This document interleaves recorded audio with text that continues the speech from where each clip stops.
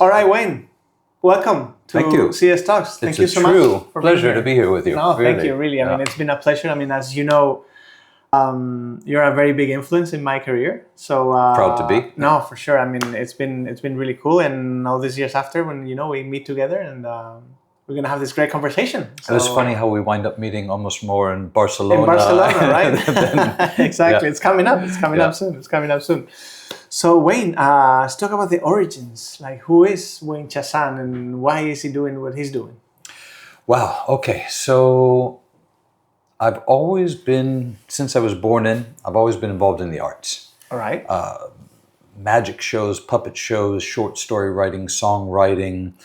I was always drawn to that. And I spent 4 years of my childhood in Spain, Madrid, Mojácar, La Manga. Okay. So I left at 10, California, for 8 years. Okay.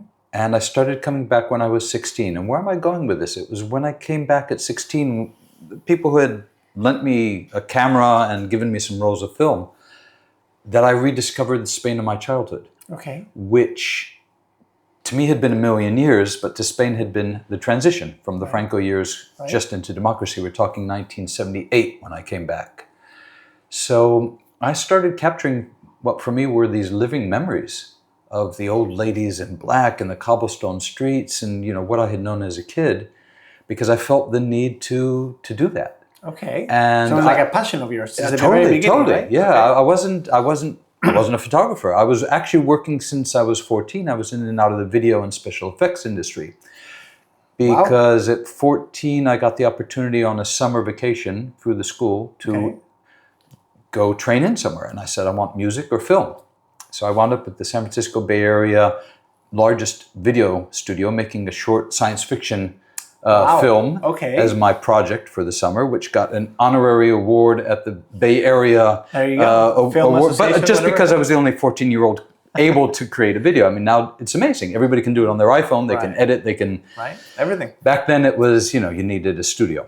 Right. So that was cool. So you went from video to still photos. Yeah. Then I went to special effects. I was with a sister company in San Francisco that made like the Superman title effects. Yeah. This was the sister company that just made still photos. And what we would literally do is you'd have a TV screen, you'd play with the chroma controls and photograph it through a black box with a camera. That was like state of the art. Wow. Okay. So I went from that to working with a sort of from the Coppola, Spielberg director generation. Wow. He was a TV commercial producer and a documentary maker. He made the Montessori documentary. Okay. And I was his sole assistant. He was a one-man show, and I was his sole assistant for 2 years. And he kind of helped me train in, and it was showing my slides from Spain when I'd come back from my summer vacations that he went, you need to be our still photographer. So whenever he would put together a shoot for a TV commercial, I turned into the stills photographer behind the scenes. He kept those negatives, and sadly his house burned down with them. No cloud back then, huh? But I posted recently, I have a few frames of my very first work, which I made a little memorial to him and posted on my Instagram. Some black and white ones. Oh, we'll make and sure we a couple put of those on color the- ones. okay. Yeah, those are cool. Okay. So that was how I started. He went, you're my still photography. And then I was living alone in California at 17, well, with a family friend. Right. Friend of the family. And I went, my parents were divorced, but my dad was in Marbella, my mom was in Almeria, my brother was with my dad. I said, what am I doing here alone when what I love is clearly photography of Spain? Wow. So I bought a second body, another lens or two, and packed up and moved to the countryside to pursue my passion. Wow, And that's brave. yeah, I would say. 18 years old and two simple Canon bodies. Yeah, especially like being in the US, which was like the peak of photography and audiovisuals at the time, right? I think in an alternate lifestyle, if I had not made that decision, and I don't regret it, but I think I would have been a producer of musical videos. Because my second love is music. I have an album, which I finally put out, of the music I wrote when I was 20, tried to record when I was 30, finally recorded when I was 40 in New York, because my brothers I kind of inspired them to become musicians. My brother, a drummer, my other drummer, a guitarist, and had a studio. And they recorded my album. which I finally put out on Spotify when COVID came, because I was didn't like, know that. I was like, now or never. So look for Wayne Chasan Bridgeway. Oh, I will. Apple Music and Spotify. It's very much 60s, 70s inspired. And the interesting thing was, my brother's band members who played on it at the time, we're talking already 20 years ago, went, "You wrote this stuff 20 years ago? It doesn't sound old." And I went, "Oh my God. It took me this long to do it. It really could have gotten old." So you were ahead of your time. I don't think I was ahead of my time. I think it's just kind of a music that's kind of a classical style. It never gets old. Maybe you don't make so much of it now. So what's your favorite instrument then? My favorite instrument to play is the drums, because like photography, I'm self-taught in everything. So I taught myself the guitar, but to compose the songs. I don't consider myself a guitarist, because I can't play leads. And the songs I know that aren't mine, or because I was writing a song, I went, "Oh, I can't write that song. It sounds like Dancing in the Streets." So that's why I learned how to play Dancing in the Streets or Babe, I'm Gonna Leave You by Led Zeppelin, because I was playing around and suddenly realized it was their song. But it's funny, because looking at your photos, I mean, the last thing I would think is that you would be probably like a music video producer, because your photos are so calm and so, that's so it's like the opposite. That's true. But here's the thing, when I made that video, and I did all the visual special effects myself, playing around, and the sound effects, and chose the library music for it. The music I chose for the video, which is also on my YouTube, by the way, if you want to look up Martian Odyssey. We'll put a link down below, Unfortunately, I starred in it. It wasn't the plan, but I didn't look for anyone else. So when we had to film, I went, "Oops, I guess I better do it, because I don't have an actor." I was 14.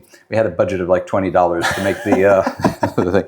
So I was pretty hammy acting, but I was really good at setting the music to it, to the extent that decades later, I was watching The Blob, the original 1950s The Blob movie on TV. And one of the clips I used was from the movie. And I went, I used it better than they did. It fit my scene better than the scene they had. Anyway, so those were my origins. But I was going to say, so you understand very well music. Yep. You understand very well how music goes with the images. Yep. Critical. And you were working on the movie industry, and you still do photos of extremely nice houses. Yeah. And it doesn't make any sense at all. No, it does, because life took me really, and the funny, crazy thing is, I had no idea I would take architectural photographs. When my father, who left Marbella, asked me to come to Marbella and photograph the work he'd done, because he's an architect. I come from generations of architects. Okay, I didn't know that, My great-grandfather, his son's son, my father.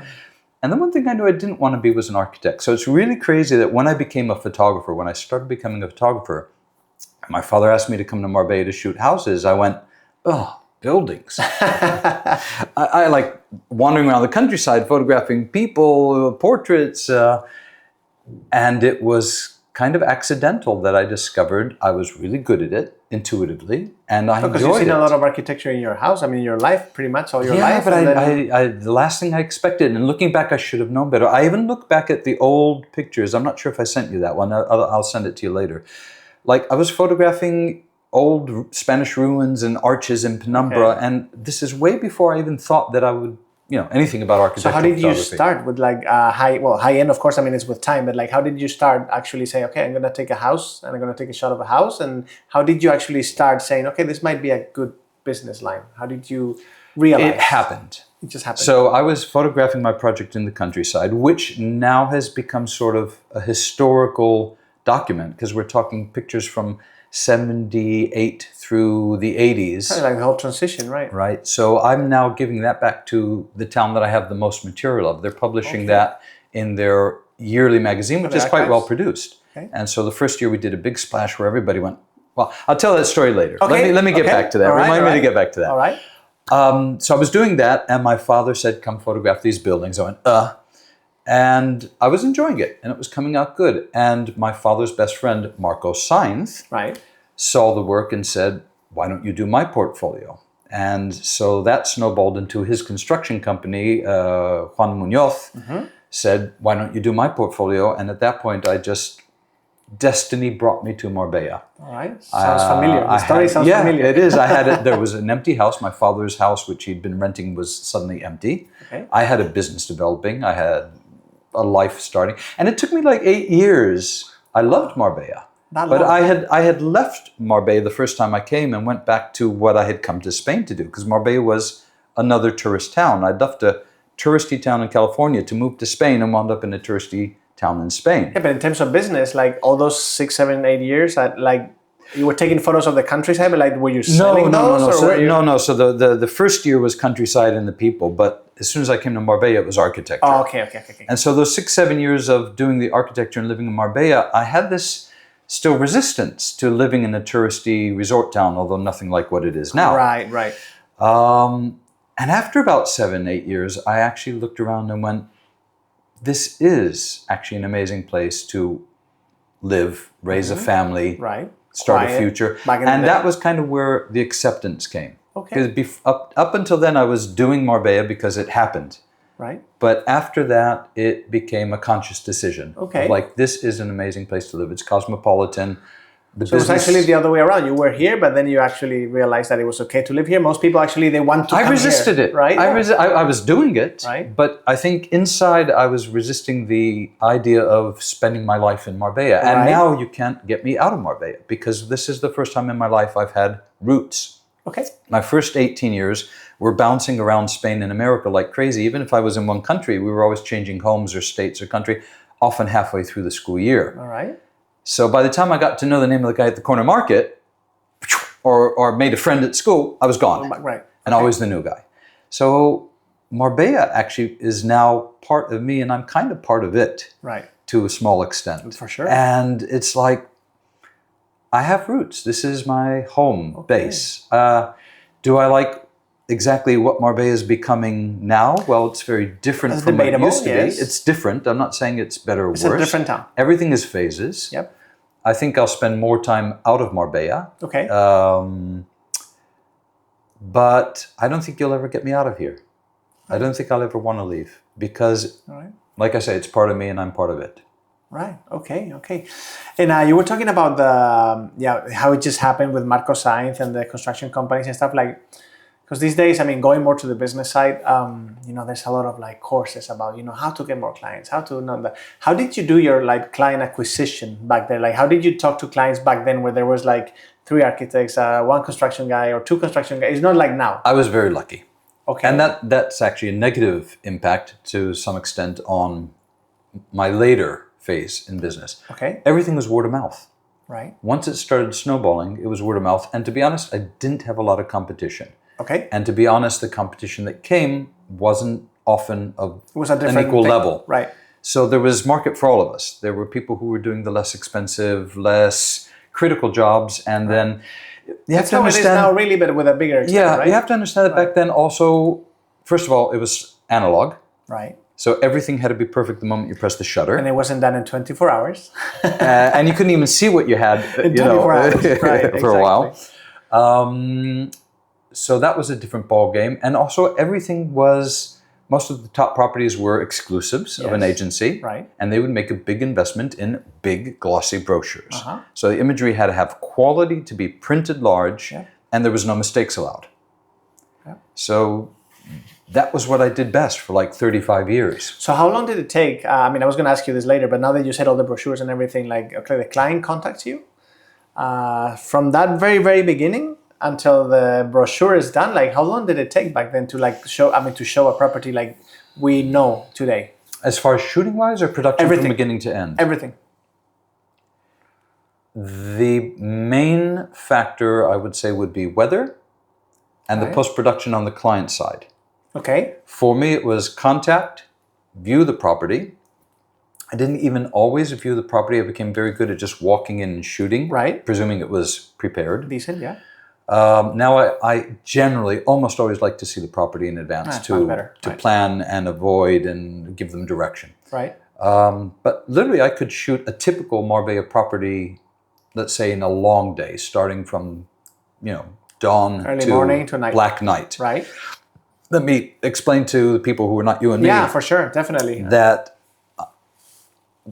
Twilight, when we say night photography, I'm not speaking night photography. I'm talking Twilight. Always the same. And Twilight is really the last 10 minutes before the sky goes totally black. Yep. But of course, we squeeze the most out of it by starting 30, 40 minutes before the sky goes black, because you can get the most out of it by, let's say you shoot towards sunrise, towards Levante, where the sky goes darker first. And then you slowly turn around, start facing Poniente, where the sun just went down and is brighter still. Right. And if you start inside, where there's brighter lighting, the outside gets darker earlier. Then you go outside and you can almost start over again, because it's overall darker. So you learn how to squeeze the most of it. At one point, I think I used in the analog days have like 3 or 4 tripods and cameras set up in different positions, and run from one to another, have my assistant shooting. I tend not to do that so much. I tend to just run with my tripod from shot to shot. Now, maybe set up 1 second camera. Right. No, but I think that's amazing. And the difference is, once the sky goes black, for our laymen out there, once the sky goes black, you lose anything that's not lit. It's boring. So, it becomes gloomy. It goes from being glamorous to gloomy.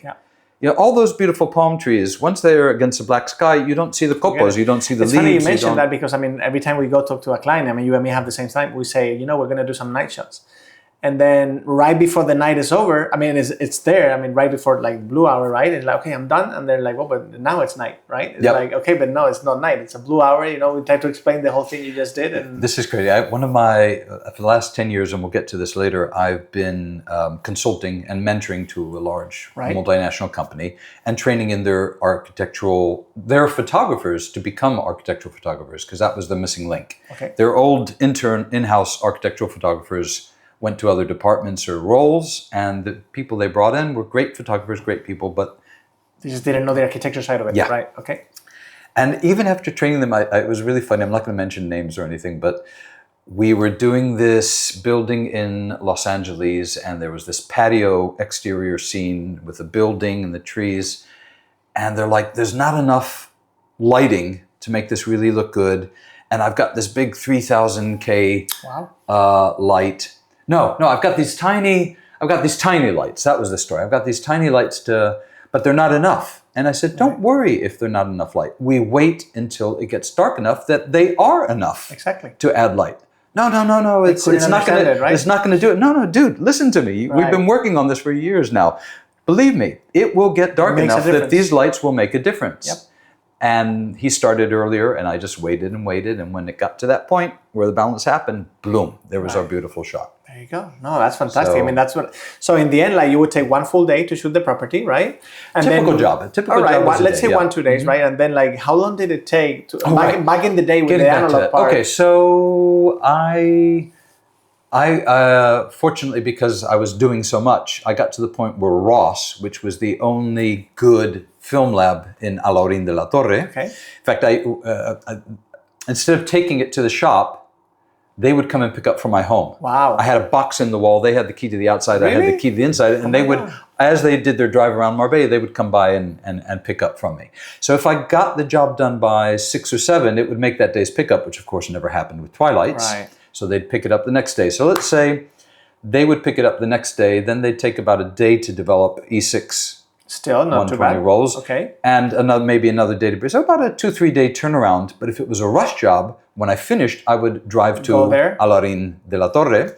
Wow. So I had a cute joke, because the lab was called Ross, and if I was rushing to the lab to deliver the stuff, I called it arroz con leche. Because I was driving to arroz con leche to get there and drop it off for them to develop that night and get it back the next day. That's actually very In fact, sometimes I remember shooting for a magazine. We were doing a tour of Andalusia. Right. And I'd be on the highway, say between Granada and Sevilla, and I'd see the Ross car, and I'd honk, and pull them off the road and give them all the rolls that I'd shot so far. Give this to, I'd put them in any bag and put my name on it, and the guys knew me. And so that way we, got the stuff developed a few days earlier than finishing the tour of Andalusia and getting home. So I already had half of it developed because I spotted the guy on the road and kind of forced him off the highway. That's impressive that you actually tell me there's a 2-3 day turnaround back in the day with analog film. Okay, so I got to tell you this. When I left California and moved to Spain, 17, 18 years old, somehow I was very mature for my time. I wrote to Kodak and I wrote to the Spanish embassy, and I got these letters of recommendation and presentation from them. And so when I got to Madrid, I went and met the Kodak plant outside of Madrid and talked with the guys. So when I got to Marbella, because back then I was shooting Kodachrome. That was the only film I liked. Fuji hadn't come out yet. Didn't like Ektachrome. Kodachrome was beautiful and rich. but it took like 2 weeks to get it developed. So I called my Kodak guys and went, how do I get this developed, at a reasonable time? And he went, no, just take it to, there was a store in San Pedro, a lab in San Pedro with this old kind of cranky guy. Really? Yeah, and it wasn't where I took my stuff for Ross, which was Fotoperal at the time. After Marpi, I started doing it Marpi, Marbella. Then I went to Fotoperal in San Pedro. They were my drop-off guys. Wow. And then finally for Kodachrome was, I can't remember his name. It was on Calle Lagasca. Anyhow, they say, yeah, take it there and we'll have it back for you in 2 days or something like that. Went, great. So I walked in with my Kodachromes and said, these are for, a Kodachrome. They've got to go to Madrid. It's going to take 2 weeks. I said, no, I've talked with them and it's going to be back in 2 days. He went, yeah, all right. Yeah, sure. Okay, sure and thing. And they were in 2 days? 2 days later, I came back in. He was like white-faced. He was like, who are you? Right. Well, who are you? So much 2 days? You got these back in 2. Who the heck are you? And how was the feeling of because nowadays we shoot, we get the pictures, and it's our pictures, right? But how did it feel to just hand everything to just someone? I mean, because in the end, it's just someone that I think that was such you had to do it. There was no choice. So while you might be nervous about it, it was okay. The problem I found... You never had any problem with that? Yeah, there were a couple of problems. I never really had anything get lost, I have to say. The labs never lost anything. What did tend to happen was, and of course always on the best slide, right, a chemical stain, a scratch, something. And of course those days you couldn't fix that. Because these days, you come home and the first thing you do is double copy the photos, right? So you have one in the cloud and one in your cloud. But just imagine the glee of coming back and opening those rolls and seeing your results. So tell me the truth, how many times did you open and you said, oh, crap, what did I do? Never? Well, that's good. Rarely. Okay, that's good. I think there were definitely times where you were expecting a great shot, and when you got to it, you went, ooh, it's okay, but it's not a great shot. And there were other times where you weren't expecting, you went, holy cow, right? That's so much better than I thought it was going to come out. Okay. Yeah, because looking at the pictures, as you know, I didn't have the opportunity to shoot analog. I started with the digital thing came out. And for me, these days, understanding the kind of work that we do and you do, it would be so difficult for me to understand that I have to wait 3 or 2 or 5 days to see what I did. And that's for me was, nowadays you see in the full big monitor, iPad or whatever, you know exactly what you're going to get, right? Yeah. So I think that's impressive that you guys back then got that, first of all, that trust with people that just give your materials away and just hope that never gets lost ever. Yep. And then second of all, just to say, okay, you know what, this is what I did. And I know I did it okay. And then I'll get it back and I know it's going to be okay. That's an exercise of trust, which is... There was no choice. Right. There was no choice. Right. And I don't remember cringing at handing it over. But I think it's also because I really had those things very, very set up. I had my place to drop it, or they were picking up from me. I knew where it was going. Right. Not to say that mishaps didn't happen, but I actually don't remember a roll of film ever getting lost. That's good. Maybe delayed. So tell me, or dropped off at the wrong place. In the old days, when I used to pick up and drop off, maybe them dropping at the wrong shop and having a scare. Oh, where the heck's the film? Yeah. Wow. That's just impressive. It's really impressive. So tell me, let's talk about now a little bit of composition, inspiration. Like, I'm a client. I call Wayne. What do I expect from a Wayne Chasan photograph in my house or in my project or anything? What do they look for that? Or what do you offer for that? Let's not forget that. I'm going to go back because I keep realizing I don't, me enrollo como una persiana, and I don't finish answering. Once I got the slides back, then you're standing at the light box, chopping them out, putting them into frames, and taking them to the client. And at that point, the time frame depended on their graphic design, on their printing and all that. But, it was basically 2-3 days for developing. I'd spend a day going through it, clipping the slides, framing them, putting them into a nice logical order for the presentation, which I don't do anymore. So you used to do that? I used to put them almost like I was creating a video. Okay. I was telling the story. Yeah. I was trying to figure out, how do we do it? If we have facades in daytime and nighttime, and then interiors daytime and nighttime, do I go from day to night? Do I do the exteriors first day and night, and then go inside and do day and night? I put together a presentation. That ended when I went digital. Right. Because at that point, it was like, no, I'm just going to give them to you as shot, and you go through them. And you select them as you want. Sometimes I'll make because I'm very productive. I do my shoots kind of like a safari. I don't kind of identify like most architectural photographers. These are the 10 shots we're going to do for you, the 15.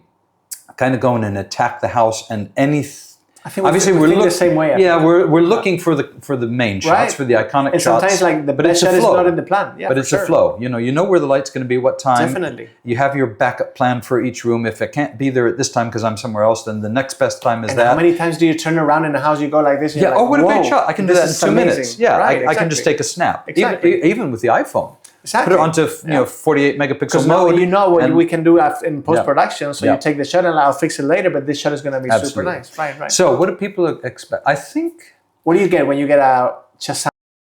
I think we're trying to capture the essence and the soul of a property. Okay. And because people tell me a lot that it's not easy to get soul or a life out of like dead bricks. Right? And that's the thing. Like I said, I never expected to become an architectural photographer. Right. Despite coming from generations of architects. Obviously, it was in the genes and blood. And it's interesting. I did an old property that was rehabilitated in Plaza Merced, Malaga. And the developer loved my dramatic shots. Okay. It was half furnished, half empty, not to their taste. They had to take what they could because it was already being delivered. So we got what we could get. So of course, what do you do when it's an empty space with no furnishing and just pure architecture? You're using the light and even maybe the sun itself to create drama. That's the only thing you got. Right? And give it impact. So, a starburst through the window or the sun just breaking over the windowsill and, shooting at f/16 to get a starburst, not a star filter, which is a bit gauche, but, making it happen naturally. Right. So the promoter loved it, but very curiously, and this speaks to, you got to know who you're shooting and what you're shooting for. 100%. The architect didn't like it. Right. Because to him it was like, I want to see the space. Right. You're making art, the light important or the drama. I just want to show a clean view of the space. Right. That's what I'm looking for. Okay. And I went, well, you're coming to me for stock pictures right. of what we've already done. This is what we have, use it or not. But it was interesting to see that difference. I think most people, and the great thing, the liberty I've had in shooting for so many decades, and why I didn't, I think, get bored of it or fall into a rut, was because most of the time clients, and it probably happens the same with you, clients just give you the property and say, do your thing. Do whatever you want, They don't know. They have no idea. What to tell you. And if they do try to tell you, they're, I did have a case where a client, we were doing this very special coverage for them. It wasn't your standard commercial property coverage. And they said, what about the view from this space? I thought, we said I wanted the view from this space. And I said, well, this is the view from this space, a little bit to the side. Okay. Yeah. This was what I felt was the best angle. And they said, no, I want that view. And so I went back and actually spent 2 hours in that position because I shot it before the sun came into view. Then I shot it as the sun crept into the window. And then I stayed through sunset. And because it was winter, I said, heck, I've come back just for the shot. I might as well stay for Twilight. Right. So I covered all the way through like 4 versions of it. Before the sun came in, the sun cracking in, the sunset, and the twilight. And I gave the client some roughs because they were quite complicated shots to put together. I was shifting left and shifting right and stitching them. Some had flash pops. So they were very labor intensive on the post-production side. So I gave them some rough comps of the 3 or 4 scenes. And they went, is this the view from there? I said, yeah, this is the view exactly from where you wanted it. Right. It doesn't really work. Really?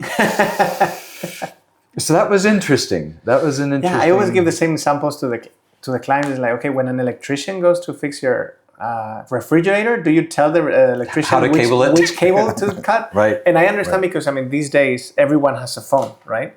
Everyone has a camera and everyone takes photos and everyone thinks that, they can take photos, which is fine. It's great. This is like one of the best technologies that we have these days. But like, if you get a professional photographer, especially to shoot a house, which we just talked about, there's no soul, there's no nothing on a wall. You have to actually make it happen, right? It's like in the old days, what made me unique in the Marbella market, and of course applied worldwide to architectural interiors photographers, was that to capture the interior and the exterior at the same time required equipment, lighting, and knowledge.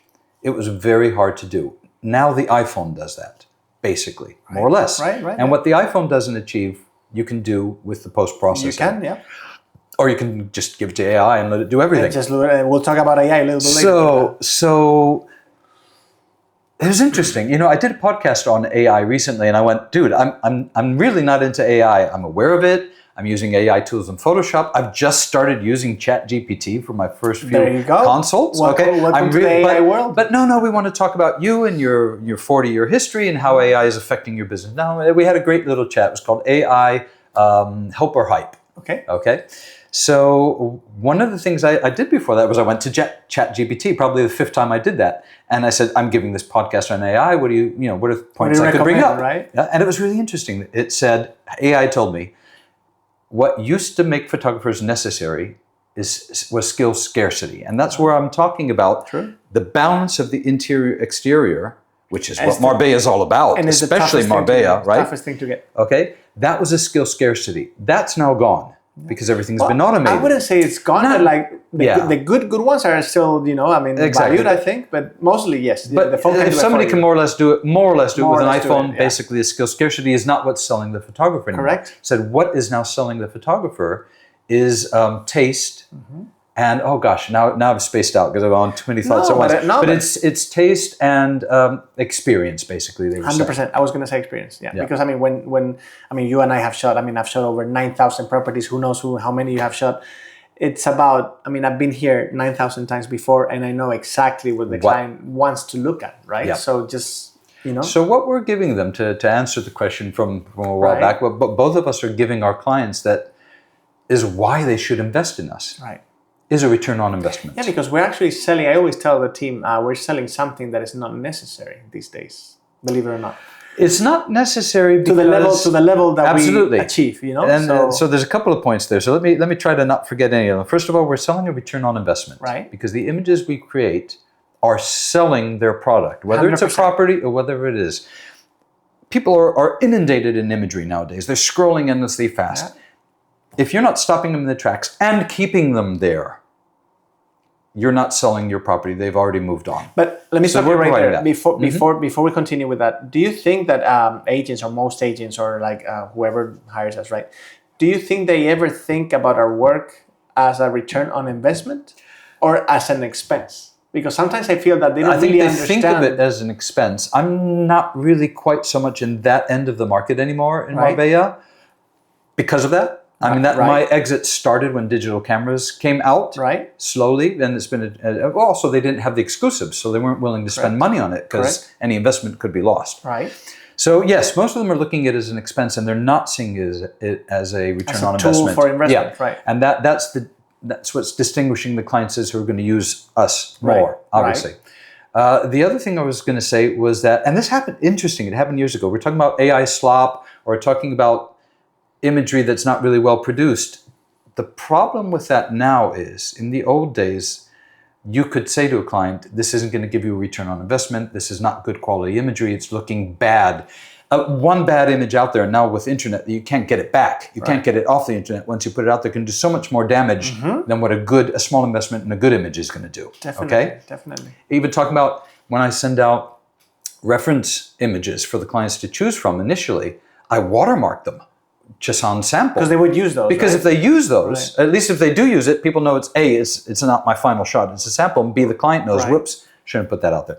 But in the old days, I remember a client used on a full-page spread in a magazine a homemade shot that he'd done that was really poor. And I knew the guy. They still do that. And I said, listen, I never do this. I never call up and sell myself. But you've spent money on this. Yes. Call me. We'll make a deal. If you can't afford me, we'll do something. Right? It hurts inside. Yeah, I'd love to help you with this. Right. And he went, you know what? He said, when I put the shot out there and people come to the house, they say, it's so much better than I expected. When I use your pictures, people come to the house and sometimes they go, it's not as nice as I expected. I said, I totally understand. Do me one favor. Don't tell everyone else. Right. But now what's happening is that we're getting into a generation of clients. Two things are happening. People are actually turning a little bit away from AI. Yeah. And they want to see authenticity. Yeah. One of the things that AI said to me when I talked about doing this YouTube channel about stories behind the photos, don't cut it. Leave the blurbs and the mistakes and unless there's a huge blank space, cut it out, but make it as real as possible because people want to know you're human and not fake. And that's happening with our photos. Right. two things are happening. People want to see pictures that don't look like they were produced by AI, which our pictures sometimes can look AI because they're so perfect. Exactly. Okay, it's reality, but it's reality enhanced. Like perfectly made up, right? Because we're taking a four-dimensional situation, right? 3D and time. Yeah.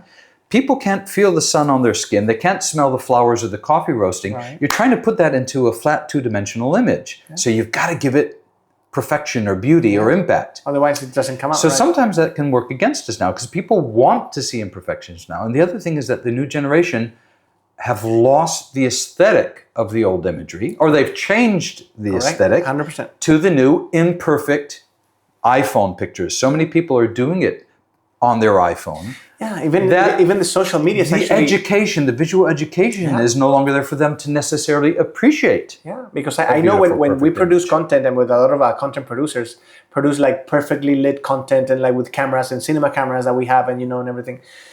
The actual channel, the social media, the Instagram or whoever you're using actually rewards like original content with the phone and not being as nice. Wow. So that's impressive because for me, I mean, it depresses me because we spend so many hours, just lighting everything, getting everything ready, and then we see that as like, okay, this guy has 100,000 views, and then I have like 75 with the phone like that, and hey, look at me, and with the sun behind and everything. So it's like, it makes you think, right? I have to say, I'm very glad to have lived. When I lived, I was speaking about that with my father, who happens to be visiting now. He's got 20 years on me. My parents had me very young. Wow. And both of us say we're very fortunate to have lived when we lived. Because, and not just professionally, also, as in my lifespan, I got to taste the 60s. I was born in 63. But my parents were very involved in the hippie movement in the 60s. So the music of the 60s, the mood of the 60s, I got to feel that as a kid. Wow. I got to experience Spain in the Franco years before going back to California. Then I came here and worked in the 80s and 90s, which were just amazing decades to be working in. And I get to see the transition to the, technological and the AI thing. So it's... But I kind of feel sorry for the people who didn't experience the pre-internet era. Right. The pre-social media era. Nobody knew where we were, when we were. It wasn't photographed in public all the time. There's a loss of intimacy. I was actually watching a music concert the other day from 2001. And people were not, everyone wasn't holding up a phone. Looking at the singer, right? And like dancing and everything, and you would be like, that is so nice. So I wandered around Andalusia in the 80s. I extended my documentary, which started in Almeria. Once I moved to Marbella, I started to explore and get to know Andalusia, which I didn't know, except for Almeria. And, I look back and I go, I was at the Rocío shooting these moments where the Virgin came out at 3 a.m. in the morning and a massive crowd of people. And there are not everyone holding up a glowing screen. Right. They're there and they're watching it. And I'm one of the few people who actually got to experience who was actually shooting it. Right. I wasn't experiencing it. Right. And that's an interesting thing because, being the photographer takes you, in a way, away from the reality of experiencing it. Definitely. And my father says, because my father was also an amateur photographer, that also ran in the family. All right. So big surprises, right? My uncle and his family, great uncle and his kids were into photography. My father, none of this should be a surprise, but there you go. Wow. But sorry, lost the train of thought. No, it's fine. It's fine. We were talking about technology and everything, and how being a photographer takes you away. We were talking about AI. Tell me, you just told me that you just started like getting everything together with AI. But what do you think AI is going to do to our work? Like, it's not the future anymore. It's here. It's here. You and I use AI every day, all day to do things. We've been working with AI for like more than 5 years already. So, what do you think it's going to do to the craft, number one, and then to the everyday market for us? Like we shoot high-end commercial properties and interior design and stuff like that. What do you think that's going to do? Because more and more I'm seeing photos of myself that I did, and then clients are taking that sometimes with their marketing departments and they're modifying it with AI. They're putting like people in it. What do you think about all that? Okay, remind me at the end to talk about the social factor, which I brought up in the podcast as well, because I think it's important to bring up briefly.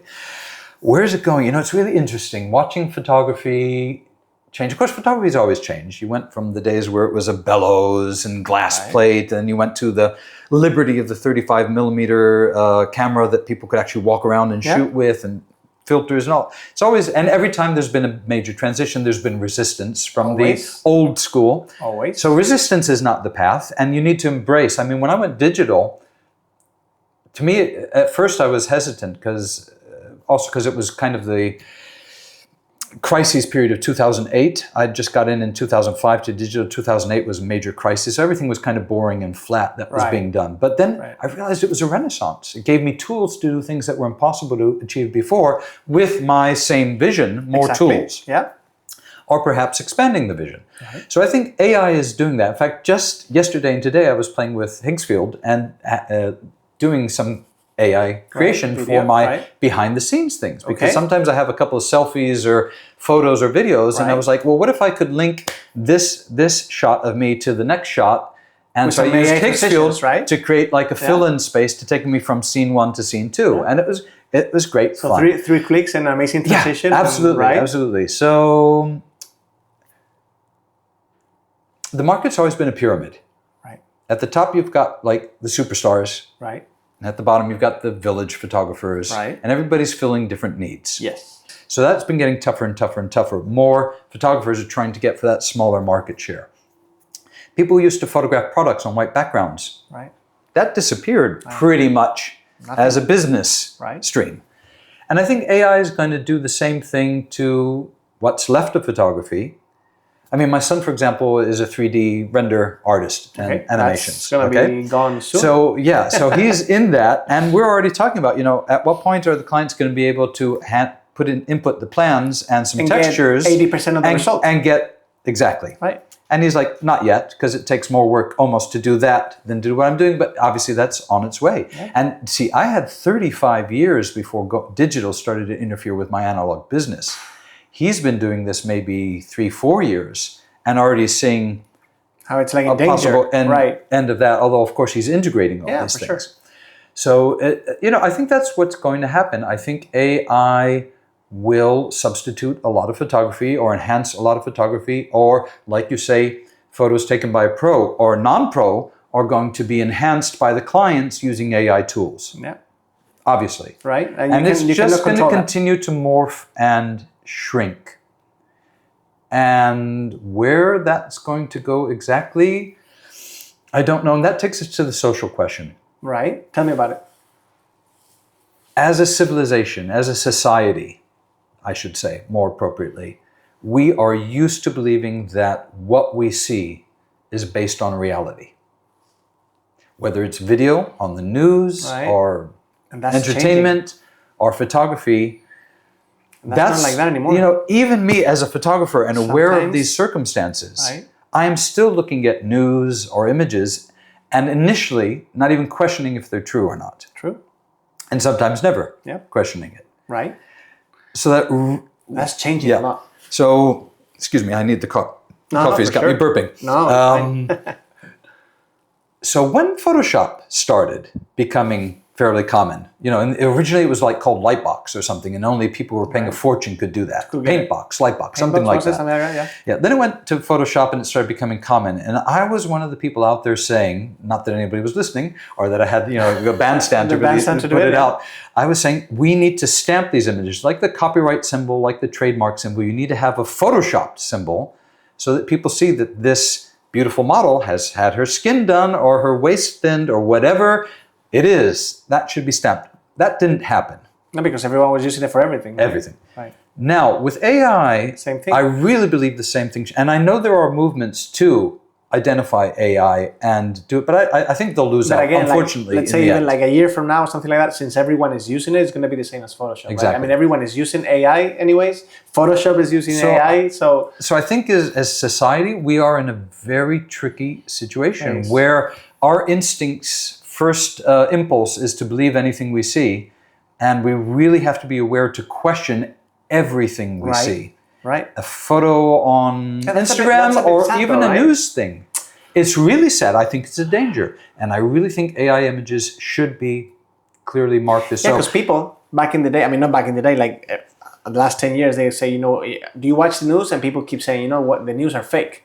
So imagine now that can actually be fake. Absolutely, like fake. The images and because you can create a movie from your computer and with a with a 2-hour activity and with the history and everything, you can create like a spot and on your own with your mouse, and that's it. You don't need a production crew, you don't need anyone. So I mean, what's gonna be true, what's not gonna be true? It's difficult to say, and the quality that it's achieving, because at first it was like plasticky, waxy people and too many fingers and all that. But in the last 2 years, even at the time, I said that that's going to be 6 months, and then that issue will be gone. Yeah. And we're going to get to a point sooner rather than later that people are not, even pros are not going to be able to distinguish. Sometimes these days I take a look at, and we have trained look twice. Yeah, look and twice. And you're like, really? And you actually take a look at the texture of skin, and you take a look at the light, and you're like, I mean, there's a few things that you and I know that we can look because that, but at the first glance, it's like, is it true? Is it? I think that's almost already passed, and there will still be things we can identify because they're badly done or done with the wrong tools. Yeah. But that's basically passed. And another point I brought up in the podcast was, I think it was about 2 years ago now, photo contest, first place portrait photo was awarded, and instantly the guy said that was AI. Yeah. That's not a photo. Yeah, and then got past the jurors, won first place, and that was already a year or two ago. Yeah, and you got past a lot of trained eyes. You know what I mean? So if you can get past photography juries, like where are we going to be in? Like when you go to a trial or something, and then you have the actual jury and the actual peritos. It's like, how do I? That was something that got brought up in the podcast as well. There are, I can't remember if it was Sony or Canon or whatever, they are working on a system that's basically like stamping it as authentic from the origin all the way through, so that it could be used as forensic. Kind of like the blockchain evidence thing for photos. Yeah, okay. Something like that. That's being worked on. But all that is always running behind the crest of AI or the crest of the changes. All right. Like governments and law cannot adapt fast enough to the change. And it's the same, I think, with the change. Especially in Europe. And they have so many regulations that... So I think where we will go as photographers, and where I've already been going over the last 10 years, is becoming perhaps more even the role of consultants, of executive visual coordinator, trainer, mentor of people who didn't have the benefit of training in the analog day or the experience that we've had. I think that may substitute for those of us who are, and you obviously are clearly able to do that as well. I mean, you came out with your course on how to process real estate images. So we're good at teaching people. I think the same passion we have for what we do, because we have for sharing it. We have for sharing it. And that was going to be my next question. I mean, how important is to have someone, like in my case when I started, it was you. I mean, someone to look up. Like how important it is, especially in photography, in arts and video, to have someone that you can actually look up to and say, hey, I want to do this, what he's doing, but I want to improve it. How important it is, to have someone like that. Like for someone that is starting right now. Yeah, I think it's critical to have inspiration. And I remember when I was starting, this isn't exactly relevant, but just even which camera do I buy? Right. And that still kind of applies nowadays. But of course, nowadays we have internet, we have ChatGPT, we can ask questions, we can watch. Back then there was nothing but magazines right? and wait for professionals that you knew. To get the magazine for next month. So I wanted to buy my cameras, and I was speaking with 2 pro photographers I knew, and one was a Canon guy, one was a Nikon guy. Yeah. And both were trying to say, you should go Canon, you should go Nikon. And I was trying to figure out, well, which of the 2 speaks to me? It was gut-wrenching to go through that process of trying to not make the wrong choice when you start. Yeah, there was no Amazon back then either. You couldn't try because it. Also, obviously, the camera you bought, once you started buying into the system, moving out of the system was incredibly expensive because you start accumulating spare bodies, lenses. So, in fact, when Canon went autofocus, I swore never to work with Canon again. Really? Because I had like 12 pro lenses and various bodies, and they made a change that made obsolete all the old equipment. And they actually did it for a very good reason. The improvements they made changed the diameters, and they could not, you can't even use an adapter to put the old glass on the new bodies. True.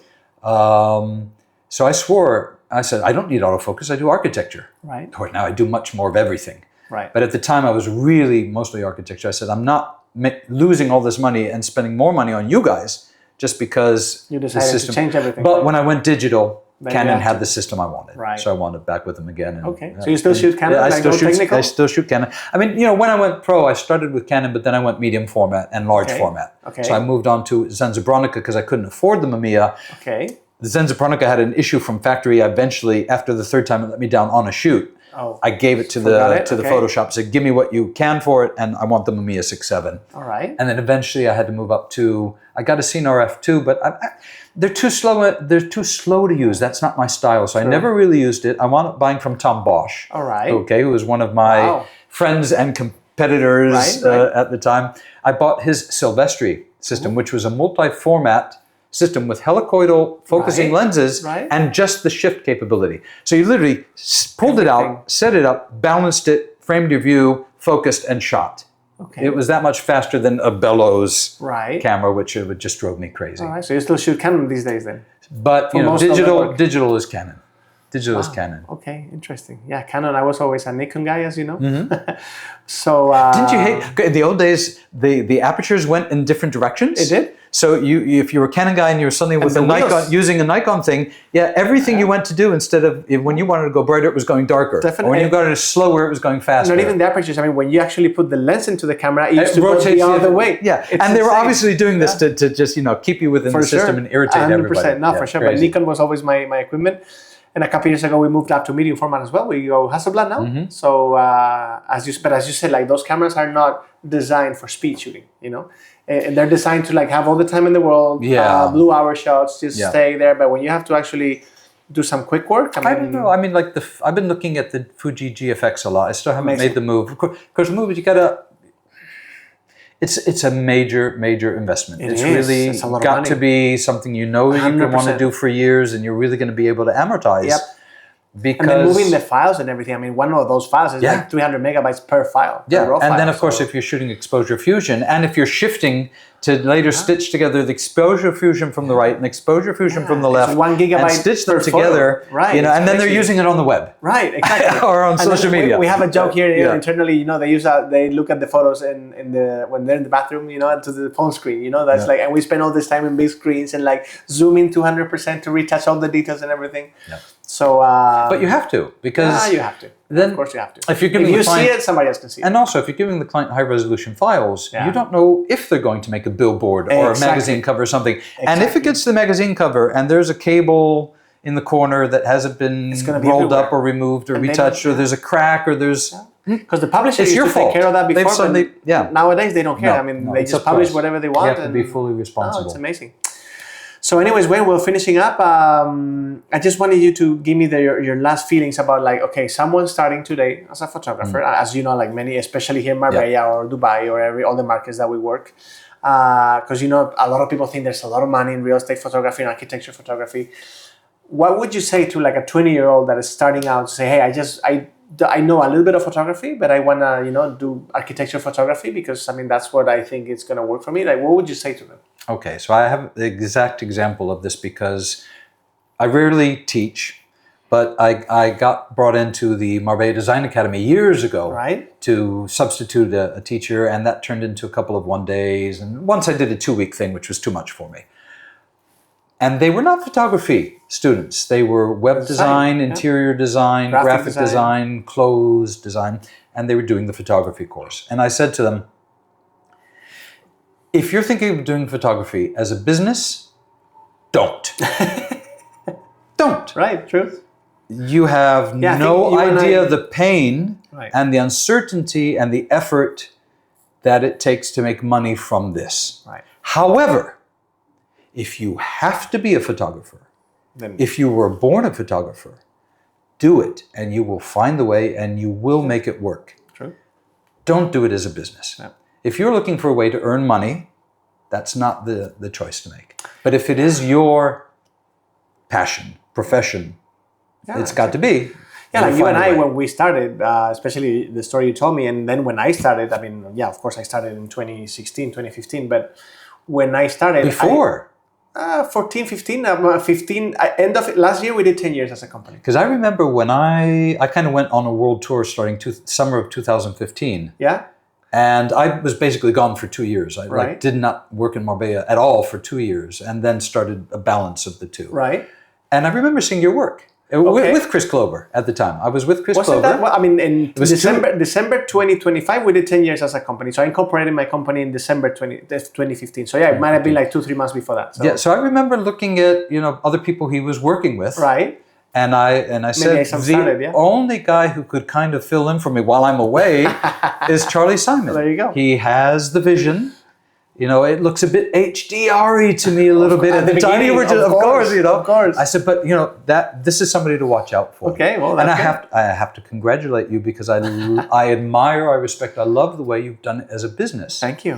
To me, it's always been more of I never pronounce this right, artisan. Artisanal has been like handmade for me. Each project is very much. It's not run like a business. It's run like it's produced like an artist. 100%. And obviously, I'm a businessman, and things have to have their balance. Right. But you really set it up as a business to handle every possible need of the client, in-house branding, parties. That's the thing I like the most. And I admire that. Because someone tried to sell me that idea to me. Really? Okay. And I that's not me. That's not what I want to do. And I totally years understand. Before. Like for me, for example, I never sell myself like as an artisan of photography because I know what, as you said at the beginning, I'm trying to understand what the client fulfilling needs. A need. You're fulfilling a need. And honestly, I could have been selling books. I could have been selling bread. I could have been selling anything because I love the entrepreneurship part of it. I love the management. I love I remember you told me. Right. I love putting together the business. Yeah, and attending the client. Especially a business like this, as you know, it's very rewarding.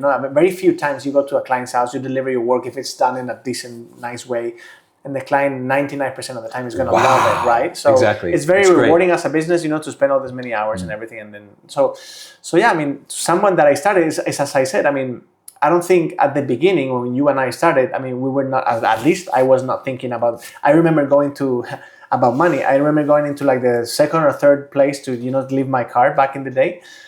And I think the fourth guy that I went visited, he said, "How much for the photos?" And I had no idea what to say. That happened to me. Because I'm like, I don't know. I need to charge for this. Yeah. I forgot. So at the beginning, and that's what you said to your 20-year-olds, I mean, just start doing photos and a way will come to you to make business out of it. Because if you start making photos because you want to make the money, I think that's the worst decision you can make. Let me throw out something to those who are starting. No matter what you say, your client's going to say, "Oh, for sure, that's too much." For sure. That's exactly what happened to me the first time. We're talking, I was probably 19, Marbella 1983-4. Yeah. And I got a shoot through Marco Sainz, one of his developments, a very nice developer. And I knew his marketing manager, anyhow. Right. I didn't know what to charge. So I asked, no internet, no chat GPT. I did the best research I can. And I said, 30,000 pesetas a day is what appears to be a fair rate. I don't want to go over and I don't want to go too under. And they'd be like, what? And it was, what? You're crazy. And the marketing guy who knew me and I was kind of friendly with him tried to talk the developer out of working with me because I was too expensive. Wow. It doesn't matter what price you tell them. For sure, 100%. And the other advice I would give is actually never, this may have changed over time, but never lower your rates, especially like in a period of crises where your reaction is to lower the rates. When things turn around a year later or 2 years later, how do you justify to the client that the same thing that you did 2 years ago, the same thing that you're providing to them is suddenly worth more? It's not what it was before. Exactly. No, to them it's more. But you're giving me the same thing. 100%. And so what I do is find a way to accommodate. Right. I'll give discounts. And I usually try to tie that into an exchange of value. Yeah, more for more. Right. So like, okay, well, I'm going to give you 50% off on the shoot, but I'm going to give it to you because you're paying me in advance, because you're putting my name on 100%. it, because you're giving me some of your product. It was an exchange of value. Yeah. That's how I accommodate clients who don't have the budget and I'm interested in working with 100%, them. yeah. But don't discount your rate. Don't say, well, I'll charge you, 500 instead of 1,000. No, for sure. It's digging a grave. It's the short, exactly. It's a short path for for sure. Perfect. I think we covered a lot of, actually way more than I had in mind. Probably I missed half of your questions. No, funnily enough, I mean, you can see the questions. I mean, they were all exactly how I was actually planning the thing. So, no, it was really nice. Wayne, thank you so much for being here. I mean, this is your house. You can come whenever you want. I want to really do next time we do it at the end of the year, probably like a very technical part, especially for photographers. This was more of a conversation, because I'm really interested. I mean, we can discuss like new technology, old technology, and see how it goes together. And I think that's going to be fun. So it'll be interesting because my processing method, again, being totally self-taught and thrown into it, right? I consider it kind of primitive and destructive.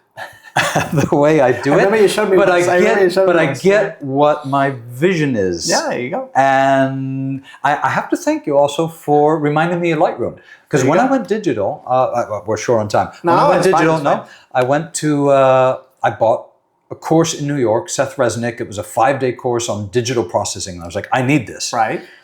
And there was a lot of Lightroom, and I called him from here before going, and I went, is this all Lightroom? Because I'm not sure I'm going to use Lightroom. And he went, no, it's everything. It was mostly Lightroom. Lightroom, right. And I was very excited by it, but actually in the end it didn't convince me at the time. And I kind of, and when you reminded me of it, it was awesome. Not so much for my architectural work, which I still process my old method. Right. But for any other thing, whether it's people or events or landscapes, it's much more efficient. It's so much more efficient. Yeah, for sure. 100%. To use that I now no longer process those with Canon DPP and Photoshop and ACR and Bridge. I do that with my architectural shot still, because I'm still not quite. I haven't spent the time maybe investigating it, but I'm not sure Lightroom is giving me what I want. You could probably tell me. So I'm a Lightroom freak or master, or whatever you want to certified, whatever. But I think Lightroom has a lot to offer that you don't know still. So one day we can sit down and it'll be fine. Wayne, thank you so much for coming. Truly. Appreciate it. Thanks for inviting me. And to all of you guys, we'll see you next time with these talks, and hopefully you enjoyed it. Don't forget to subscribe, and we'll leave a link in the channel with Wayne's page, and hopefully you enjoy it. Thank you so much.